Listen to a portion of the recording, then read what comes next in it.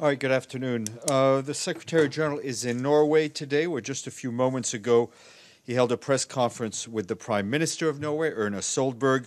He praised Norway for being a strong pillar of multilateralism and a strong defender of the rules-based international order. He also thanked the Prime Minister for her efforts to promote the Sustainable Development Goals and particularly the protection of oceans.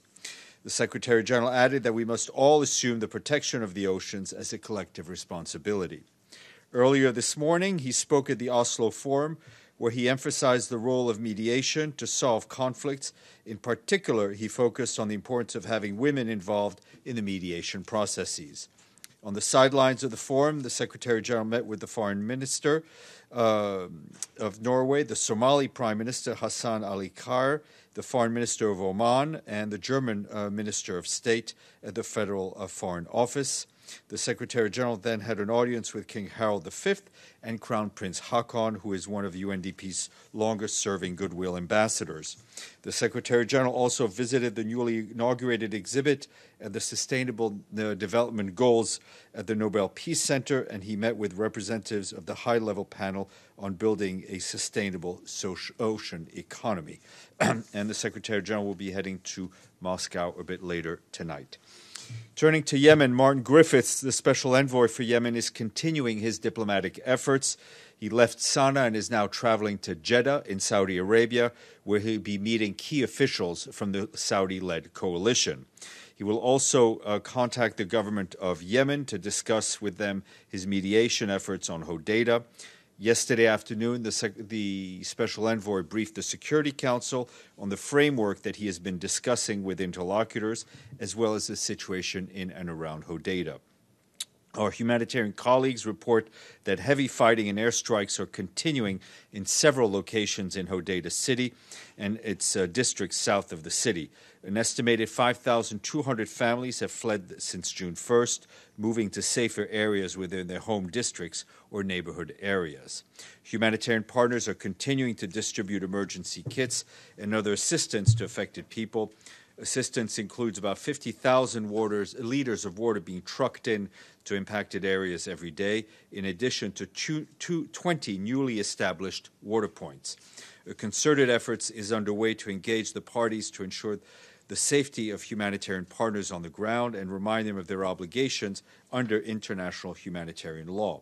And also our colleagues at the World Food Program tell us they are unloading food from 3 ships in Hodeidah harbor that will give them the ability to feed about 6 million people for 1 month. And turning to Syria, at the invitation of the Special Envoy for Syria, Stéphane de Mistura, consultations were held in the UN office in Geneva today with senior representatives of Iran, the Russian Federation, and Turkey on the way ahead and the implementation of the Sochi final statement and the establishment of a Syrian-led and Syrian-owned constitutional committee facilitated by the United Nations within the framework of the Geneva process and in accordance with Security Council Resolution 2254. During the meeting, constructive exchanges and substantive discussions took place on the issue relevant to the establishment and functioning of a constitutional committee, and some common ground is beginning to emerge. The Special Envoy now expects to invite Iran, Russia, and Turkey back to Geneva in the next few weeks in order to widen that common ground. The Special Envoy also welcomed the 3 countries' reaffirmation of their support for the UN's role in facilitating the establishment and functioning of the Constitutional Committee. And yesterday I was asked about a situation in Afrin, and I can say that we remain concerned about both the 136,000 people estimated to remain in Afrin district and the 134,000 people who've been displaced to the Tal Rifat sub-district, Nabul and Zahara towns, as well as surrounding communities. A needs assessment conducted in Afrin district last month found that services and markets were limited, with many service providers displaced during the military operations. While Damascus-based UN agencies and their partners have not been granted permission to deliver assistance to Afrin district by the government of Syria, over 10 cross-border humanitarian organizations have been delivering aid and providing services to Afrin district from Turkey. And Nikolai Mladenov, the special coordinator for the Middle East peace process, briefed the Security Council this morning and said that settlement activity has continued in the occupied Palestinian territory. He reiterated that all settlement activity is illegal under international law. The special coordinator noted the recent violence in the region, including during the protests in Gaza. Mr. Mladenov said that Israel had a duty to protect all of its citizens, but it must do so while using lethal force only as a last resort. He also welcomed Egypt's decision to open the Rafah border crossing and expressed the hope that the situation in the Sinai will allow for the border crossing to be sustained. And Mr. Mladenov also warned that UNRWA, the UN Relief and Works Agency, is weeks away from painful cuts because of its budget shortfall, and added that a pledging conference for UNRWA will be held in New York next week. And our humanitarian colleagues tell us that about 215,000 people remain at risk of landslides and floods in Cox's Bazar, including an estimated 42,000 refugees in the highest risk areas who've been prioritized for relocation due to imminent risk. Improvements to camp infrastructure, including road construction and dredging of waterways, continues, led by the government of Bangladesh. Also, 30 mobile medical teams are on standby and ready for deployment as needed. An early warning alert network has been established to identify and respond to any outbreak. And forced displacement reached a new high in 2017 for the fifth year in a row, led by the crisis in the Democratic Republic of the Congo, South Sudan's war, and the flight into Bangladesh from Myanmar, hundreds of thousands of Rohingya refugees. In its annual Global Trends report released today, the UN High Commissioner for Refugees said that 68.5 million people were displaced at the end of last year.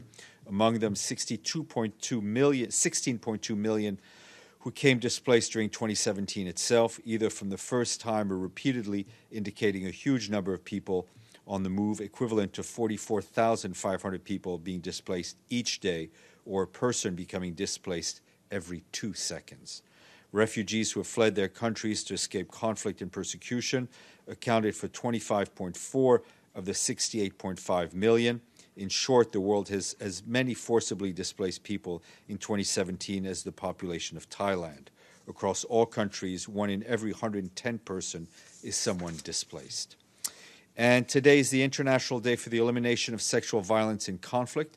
And in a short while, I'll be joined by Pramila Patton, the Special Representative on Sexual Violence in Conflict, and Alan Muhick, the representative of the NGO Forgotten Children of War, and they'll speak to you on that subject. And at 1 p.m., Nanette Kelly, UNHCR's Director of Office in New York, will be here to brief you on the Trends Report.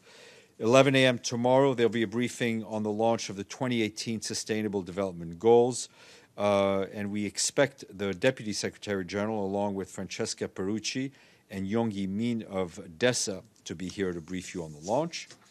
And we also want to say thank you to our friends in Prague, as Czech Republic has become the latest country to pay its budget dues in full, bringing the number up to 104. And lastly, a weather-related announcement. It's this time of the year again. As in previous summers, the UN headquarters will carry out its Cool UN program to demonstrate the UN's commitment to using energy wisely and reducing our greenhouse gas emissions. Thermostats are now set to 77 Fahrenheit, or 25 degrees Celsius in offices, and 75 Fahrenheit, 24 Celsius in the conference room. And the landlords of our leased spaces in New York are also joining in. Staff are encouraged to dress lighter, clothing appropriate for business, including national dress, so as to remain comfortable during the summer months, which explains their seersucker. Thank you for laughing. If you have a question, Carol, you can ask it. Stéphane, I wanted to follow up on Yemen. Has the heavy fighting or the airstrikes impeded or the humanitarian operations on the ground at all? And I was curious about these 3 ships offloading WFP for 6 million people. You said it seems like a big influx of aid? Yeah, it's large. Is that it's large unusual, and what might have prompted that? I mean, well, obviously recently? we're trying to get in as much food as possible, given the humanitarian situation. WFP, I think, has been working on this for quite some time. The port is still operational. I think our colleagues at WFP are seizing the moment to ensure that as much food is offloaded as possible.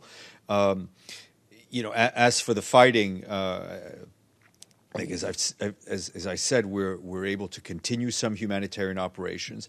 Obviously, it's making things a lot more challenging in terms of security of staff, security of all our humanitarian partners, and first and foremost, the safety of civilians who are forced to move and to flee within Hodeidah to find safety in various other quarters. Mr. Abadi. Thank you, Stéphane. On Gaza, the special coordinator, Mladinov, announced that they will be pledging conference next week here in New York, I believe. Efforts are being made to collect $1 billion, mainly from Middle Eastern countries, Qatar and Saudi Arabia, for the humanitarian situation in Gaza. But President Abbas has rejected those efforts, saying that their aim is political, is to divide Gaza from West Bank. What does the Secretary General think about that? I haven't seen those particular comments from President Abbas. What I can tell you is that UNRWA services, whether in the West Bank, in Gaza, and in other parts of the Middle East, whether it's Syria, Lebanon, or Jordan, are critical to the population it serves. UNRWA is a stabilizing force in the region, and the Secretary General is very keen for member states to do whatever they can to support that work. Pierre Cronbuhl, the Commissioner General, I think will be here in the briefing room on either Monday or Tuesday, and he'll be giving you more details. Abdelhamid. Thank you, Stéphane. In his remarks to the Security Council, Mladinov mentioned that the violence started with these rockets attack on Gaza by Hamas and Jihad. So he put the rocket attack before he mentioned 135 Palestinians killed. And you know that the rockets came in the 10th week, not the first week. So when you frame it this way... But what is the question, Abdelhamid? My question, is that a fair characterization of what happened in Gaza?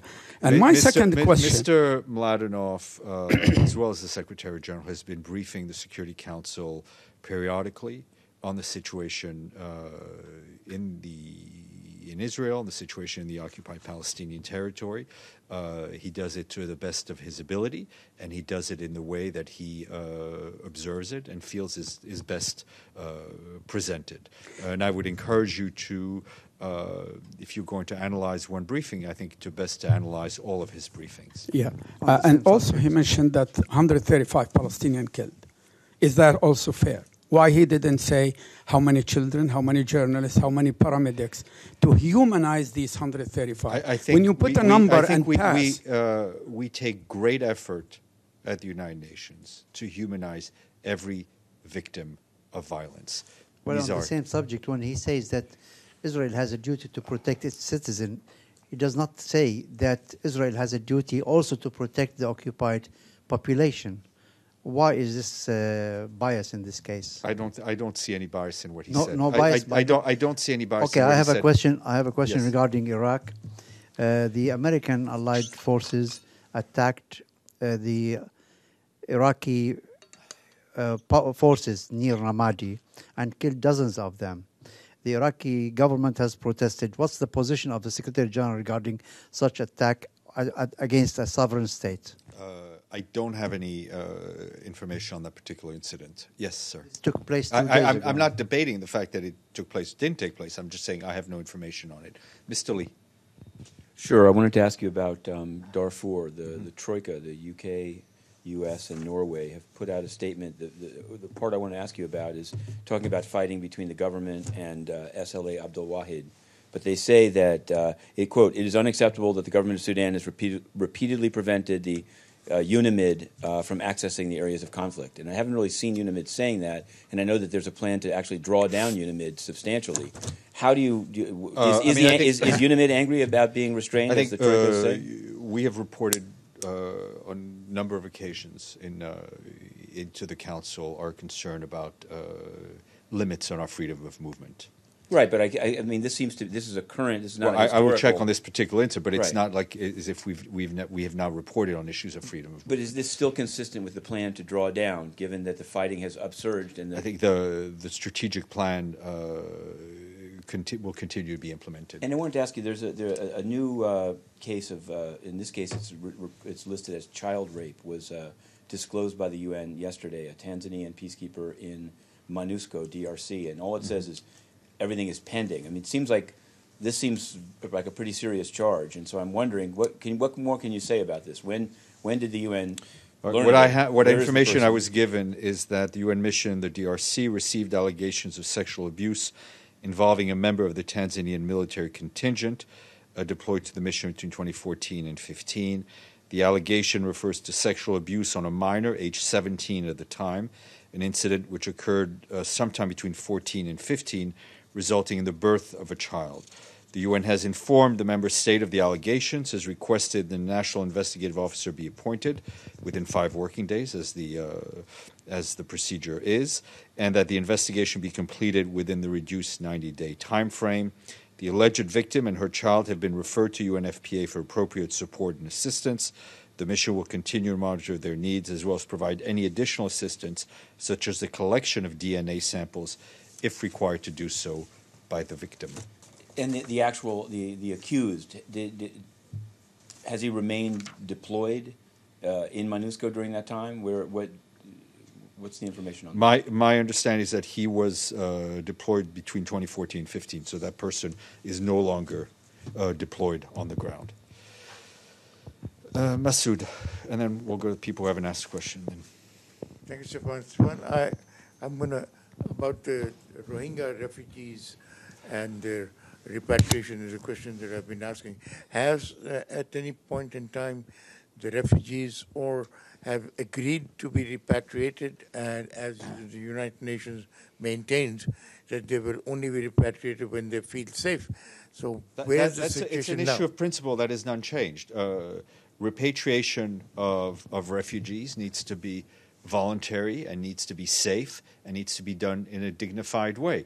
We do not believe that the conditions in Rakhine State are right now conducive to that. But at the end of the day, the decision of any refugee to go home belongs to that person. Evelyn, and then we'll go to you, sir. Yes, on Syria, you mentioned that the Mistura wants to expand the common ground. Is there a common ground, and has Damascus agreed to any element in it? Well, I think, as I say, he feels that there has been some common ground reached. These discussions that he had in Geneva were focusing on the constitutional committee, and what he said is that some common ground is beginning to emerge. Damascus hasn't accepted. I will let Mr. de Mistura negotiate. I will not do so for him. He's more talented than I am. Yes, sir. Mr. Stéphane, this is Deepak Arora from Yes, the Deepak. Tribune Online. As you're aware, the United Nations declared June 21st as International Yoga Day, and benefits of yoga, of mental, spiritual, and including physical, are well known. And WHO the other day gave a report saying that mobile addiction is becoming more and more among young children and even adults. So do you have some facts and figures as to how much yoga has become popular or how it has helped in people's health? I don't. Trust me, if there's one thing I wish I was able to do, it would be to do yoga every day, because my colleagues who do it are much calmer than I am and seem to be much happier than I am and less grumpy. Abdelhamid. Go ahead, Mr. Abadi, because he hadn't. Mr. Abadi, please, you haven't had a question. Thank you. I had one question. You see, this is why I need to do yoga. It's good for my brain, too. Go ahead. I do yoga every day. Yeah.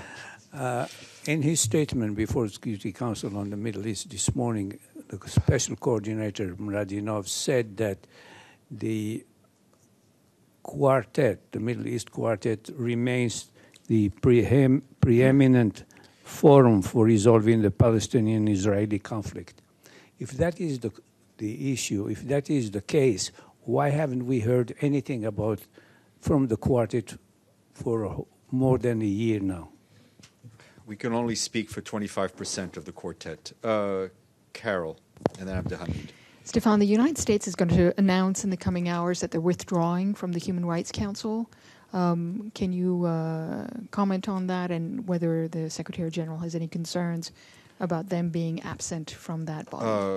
We will comment. We've seen the reports that a decision is to be announced. We will wait to hear the details of that decision before commenting fully.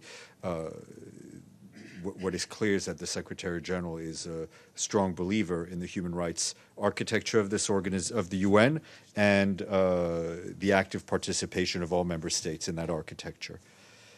Abdelhamid. Thank you. I'm going back to the report of Mladinov. He had the time to mention there are 2 Israelis were missing in Gaza, and he calls on those militant groups to disclose the whereabouts of these 2 Israeli or 3, I'm not sure. But he failed also, again, there are 350 Palestinian children in jail, were not mentioned, and 6,500 Palestinians also in jail. Wouldn't worth it to mention with these 2 Israeli missing, also at least the children, not talking about the 6,500 Palestinians. Why were not? I think if you look again at Mr. Mladenov's briefings broadly, you will see that we take equal care in expressing our concern for the fate of all civilians. Matthew, and then Carol. Sure. First, I'm never sure if you actually have gotten an answer to a question previously asked, so I want to ask again. I'd asked, I guess, last week about these photos of UN DSS personnel in near Bamenda and Buia in Anglophone Cameroon. People are wondering because there are currently people being burned in their cars by the government. So if DSS is there, is it to protect civilians? No, what are they doing? As far as I understand, I don't think they are there. So, Carol. On Western Sahara, Stéphane, there's travel apparently planned by Horst Kohler. He's going to Rabat and Laayoune.